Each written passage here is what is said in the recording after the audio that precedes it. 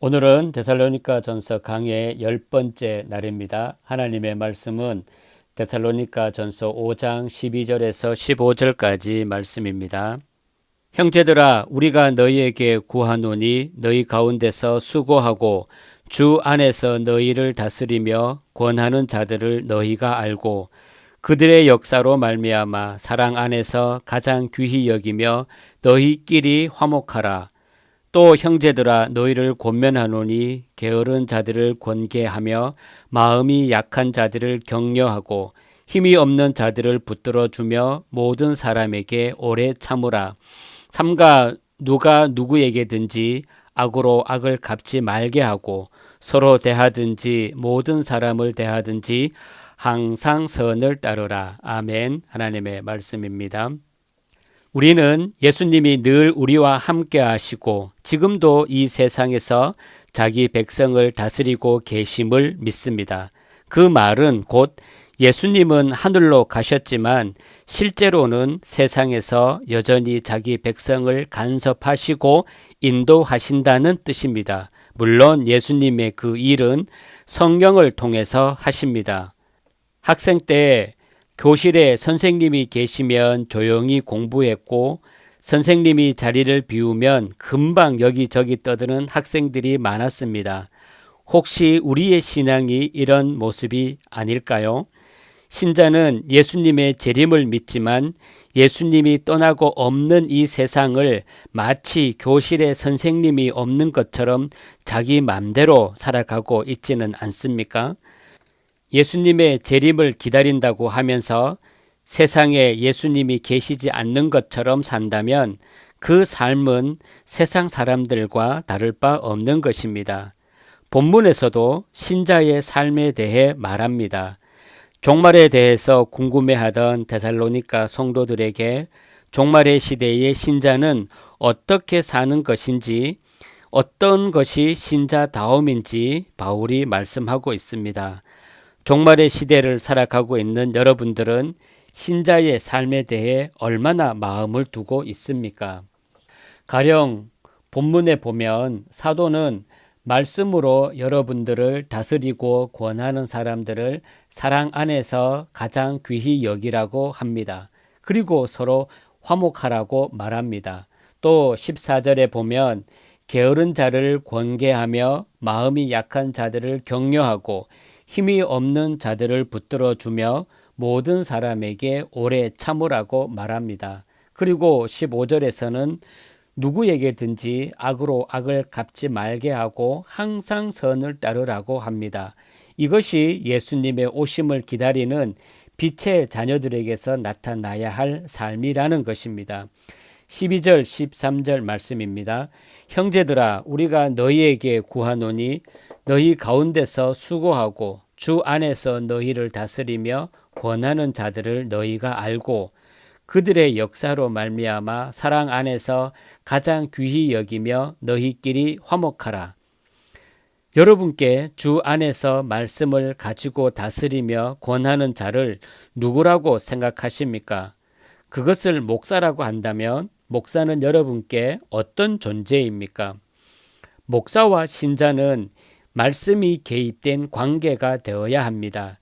그럴 때 여러분께 목사가 필요한 이유는 분명합니다. 그것은 예수님의 오심을 기다리는 신자로서 예수님이 오실 때까지 말씀이 인도하는 삶이 되어야 하는데 그 도움을 말씀으로 다스림을 받고 권하는 것으로 받을 수 있기 때문입니다. 그 역할을 목사가 하고 있다면 신자에게 목사는 귀한 존재일 수밖에 없습니다. 그리고 목사에게 자신을 참된 복음의 말씀으로 다스리고 권해달라고 요구하는 것이야말로 목사를 존귀히 여기고 사랑하는 것이 됩니다. 이러한 사랑 안에서 신자는 서로 화목할 수 있습니다.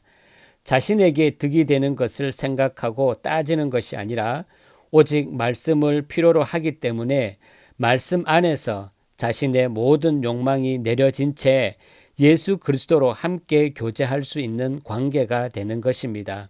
그래서 이 말씀은 목사를 귀히 여기라는 것이 초점이 아니라 예수님이 오심을 기다리는 신자로서 진심으로 말씀을 듣고 깨달으며 돈보다도 말씀이 필요한 세상임을 알고 있는가를 묻는 것으로 이해하시면 됩니다. 세상이 곧 어둠이고 밤이라는 것을 안다면 세상의 실체를 안다는 뜻입니다. 또한 예수님이 오셨을 때 세상의 마지막도 안다는 것이 됩니다. 이 모든 것을 안다면 그에게 필요한 것은 세상의 그 무엇도 아니고 오직 예수 그리스도를 믿는 믿음입니다. 그래서 자신으로 하여금 예수님이 오실 때까지 믿음의 길을 가게 하고 다스리고 권하는 말씀이 필요하고 소중할 뿐입니다. 그 마음이 여러분들에게 충만하시길 주님의 이름으로 축복합니다. 14절의 말씀입니다. 또 형제들아 너희를 권면하노니 게으른 자들을 권계하며 마음이 약한 자들을 격려하고 힘이 없는 자들을 붙들어 주며 모든 사람에게 오래 참으라. 게으르고 마음이 약하고 힘이 없는 사람은 귀찮은 존재일 뿐 여러분의 인생에 도움이 되지 않습니다. 따라서 그러한 사람을 권면하고 격려하고 붙들어 주는 것도 여러분께는 귀찮은 일일 수밖에 없습니다. 그런데도 그들을 권면하고 권계하고 격려하고 붙들어 주어야 하는 것은 예수님이 오심이 곧 세상의 마지막이라는 사실 때문입니다. 사람은 자기 인생에 도움이 되고 힘 있는 사람을 사귀려고 하지만 그것은 세상의 마지막을 염두에 두지 않는 사고방식입니다. 타인의 힘을 이용해서 인생의 득을 보겠다는 의도입니다. 하지만 신자에게 이웃은 자기 인생의 득이 되는 사람이 아니라 함께 예수님을 기다리는 사람입니다. 그래서 게으르고 약하고 힘이 없는 자는 권면하고 붙들어 주며 오래 참게 되는 것입니다. 이것이 빛에 속한 신자다움입니다. 15절의 말씀입니다. 삼가 누가 누구에게든지 악으로 악을 갚지 말게 하고 서로 대하든지 모든 사람을 대하든지 항상 선을 따르라. 이 역시도 신자가 예수님께 받은 은혜를 아는 신자에게서 나올 수 있는 삶입니다. 악으로 악을 갚지 않으신 예수님이십니다.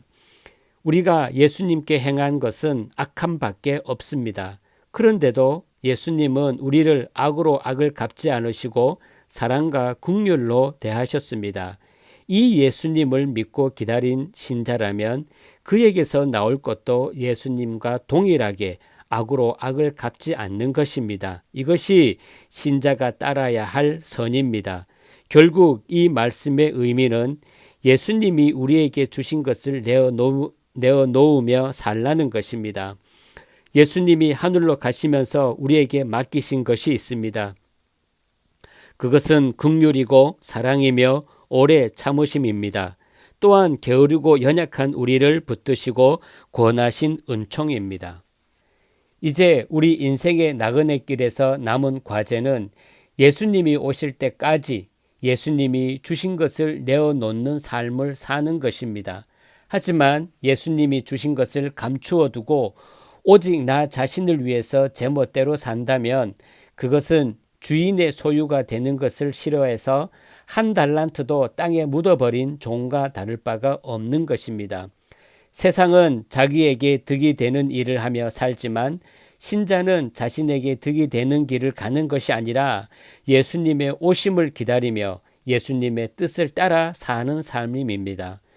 이러한 신자다움의 삶을 이 땅에서 사명을 다하는 그날까지 열심히 감내하시는 복된 행복자들이 다 되시기를 존귀하신 주님의 이름으로 축복합니다.